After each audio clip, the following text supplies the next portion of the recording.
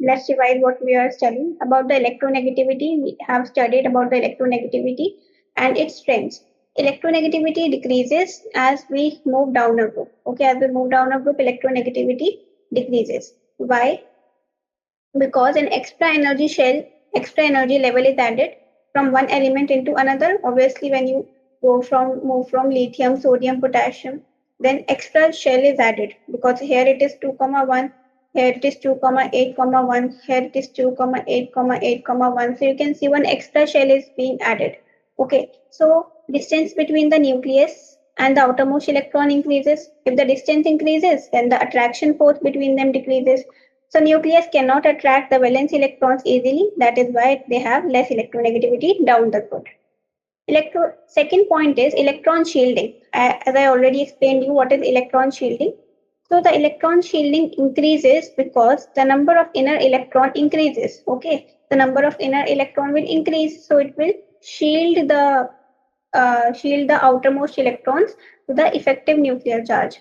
It reduces the attraction force of the nucleus and therefore your electronegativity decreases. So there are two reasons. First reason is that extra energy level is being added, and the second reason is that electron shielding is also increasing because number of inner electrons increases. Is it clear why electronegativity decreases as we move down the group? Yes. You want to write this? Okay.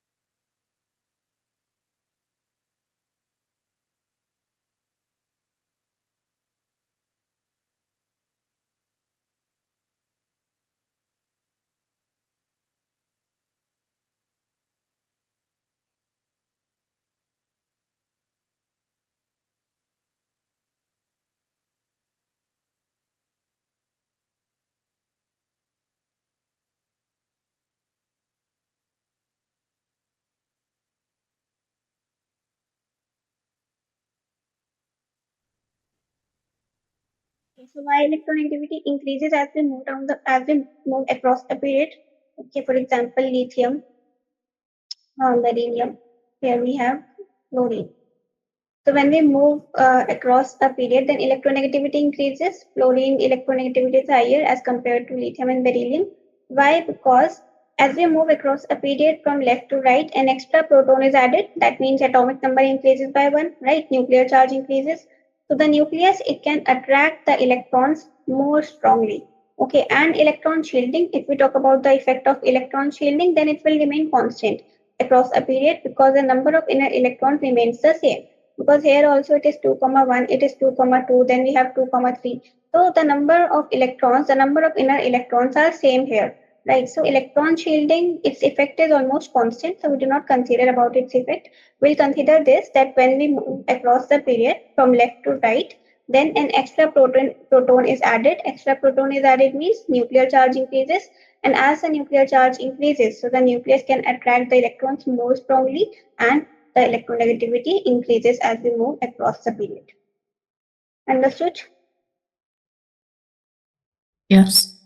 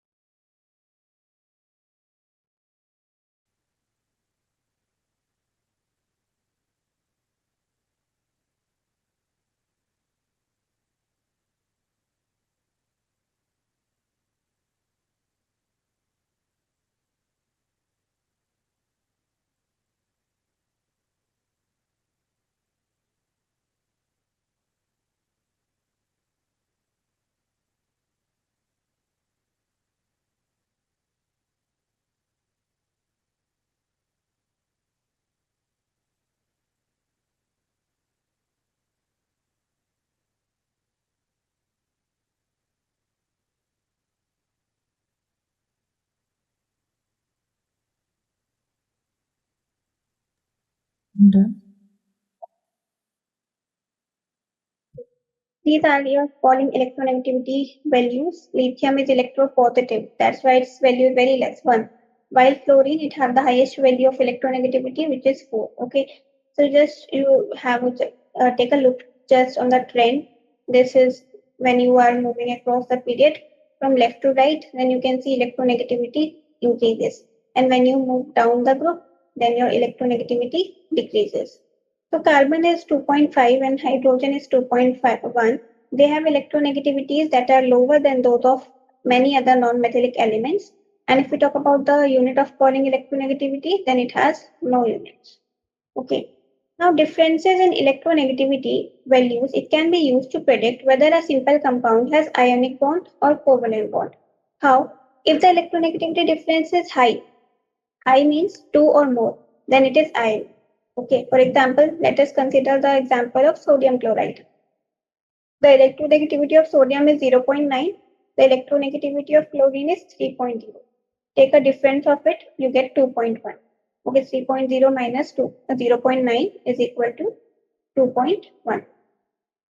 Now, if the electronegativity difference is 2 or more than 2, then it is ionic. So this compound, we can say it is ionic. Sodium chloride is ionic. But if the electronegativity difference is lower, lower means below 1, then it is covalent. For example, let us consider methane, where the electronegativity of carbon is 2.5, electronegativity of hydrogen is 2.1. If you take a difference of it, you will get 0.4. It is lower than 1, less than 1, right? So it is a covalent compound.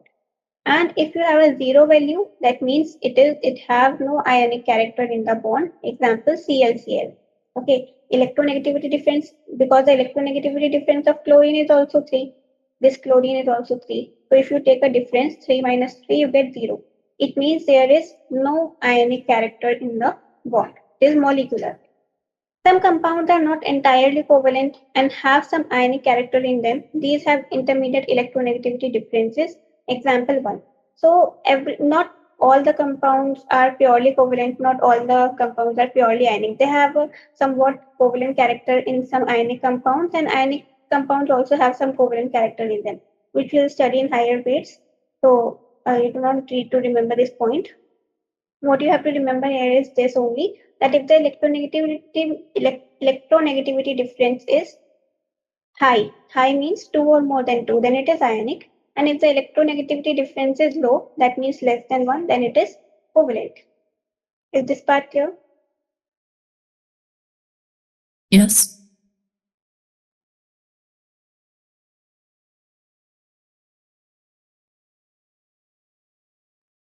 Hey students! Interested in boosting your studies? Enroll now at Keddy Edtech. We offer online tuition for the Cambridge curriculum, grades 6 to IGCSE, AS, and A-level. Start learning with us today.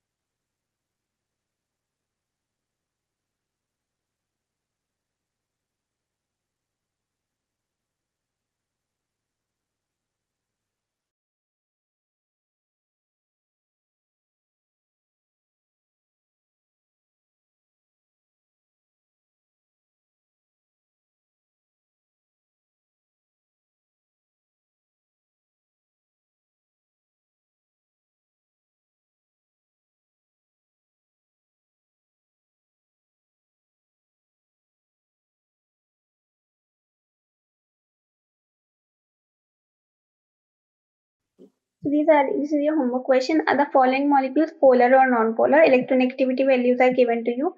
So I hope you can solve it. For example, chlorine, Cl.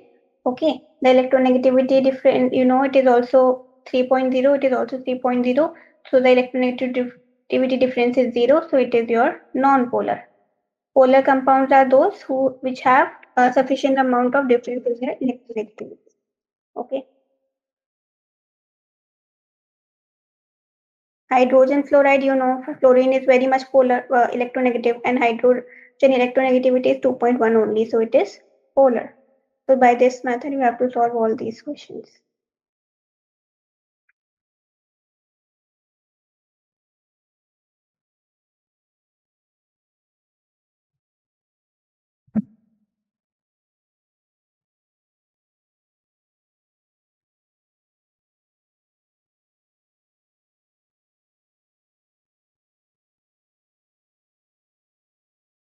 Example, trichloromethane. The formula of trichloromethane is CHCl3, right? Trichloro and methane.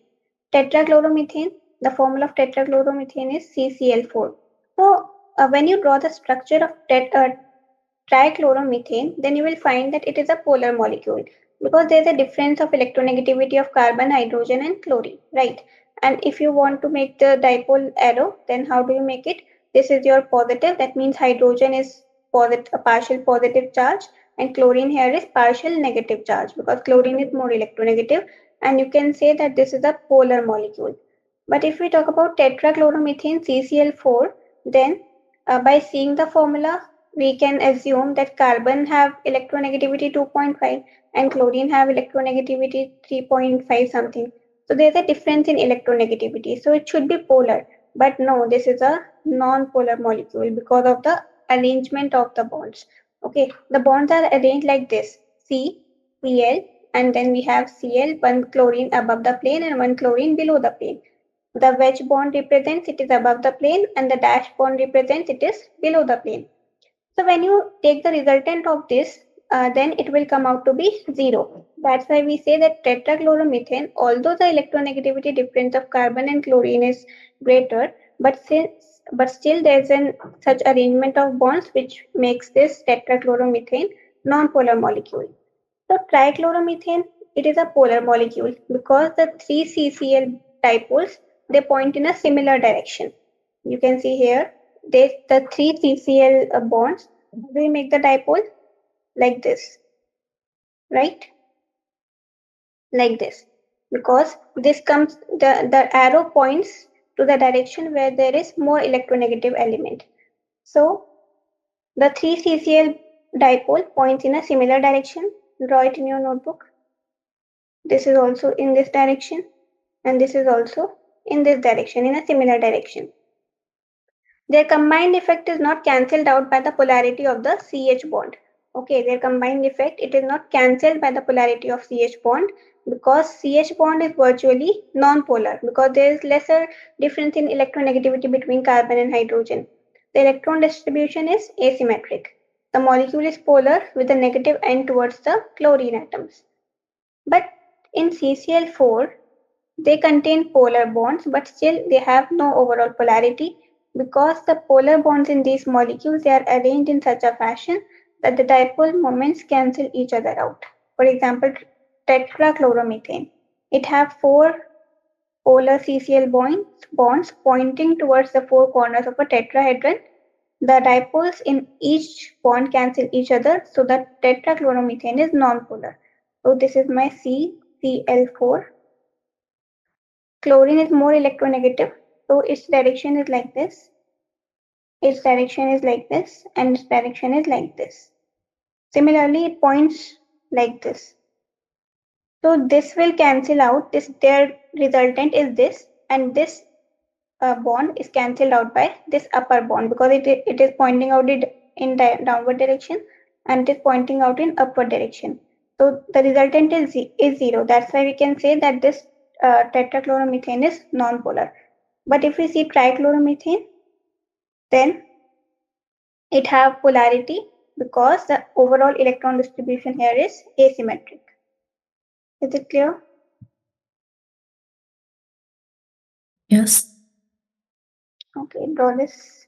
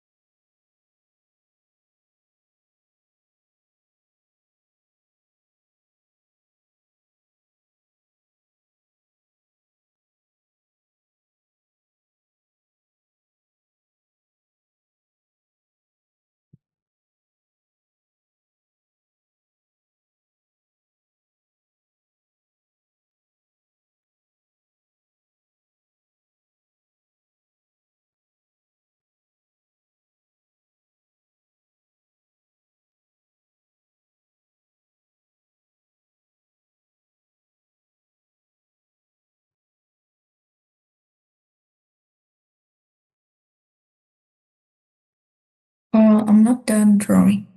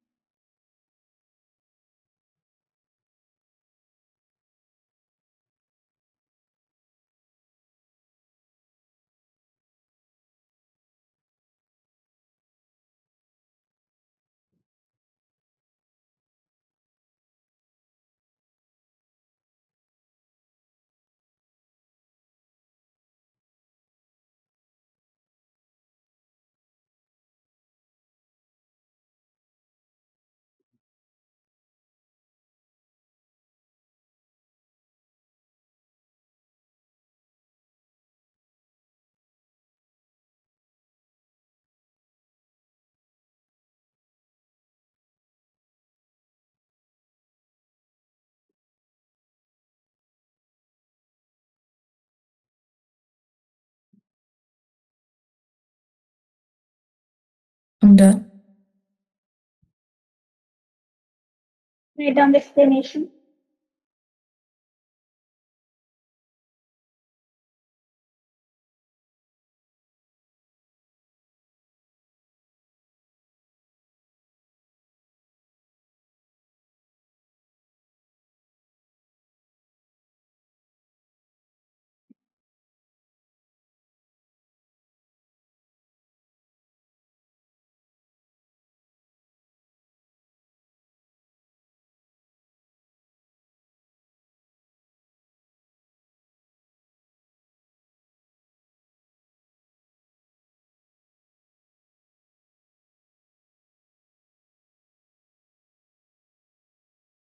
Hey students!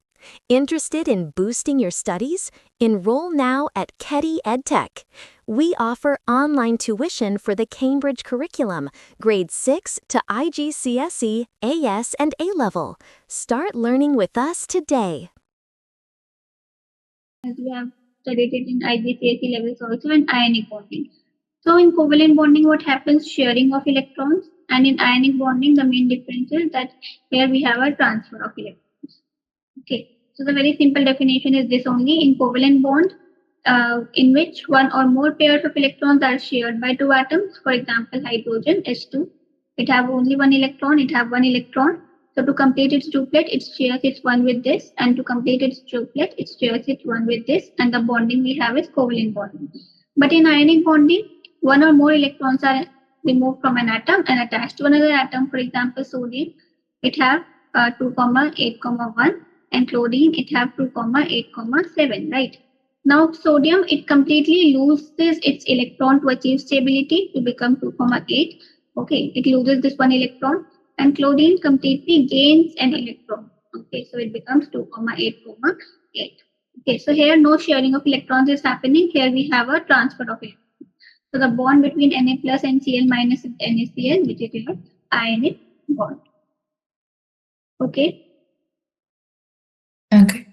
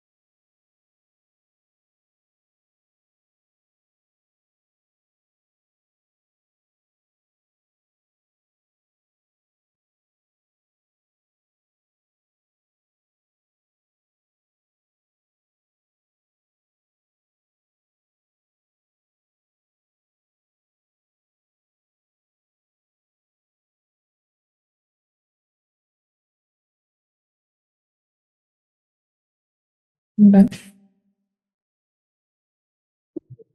So we have two types of bonds, which is covalent bond where sharing of electrons will happen, and ionic bond where transfer of electrons will happen. How to identify? So ionic bond is formed between metal and non-metal, where example is sodium chloride, where sodium is a metal and chlorine is a non-metal. Covalent bond where sharing of electrons will happen, and examples are your H2, Cl2, okay, between non-metals. Hydrogen is also a non-metal, chlorine is also a non-metal. Okay. Okay. So there are many examples we'll study when once we complete this.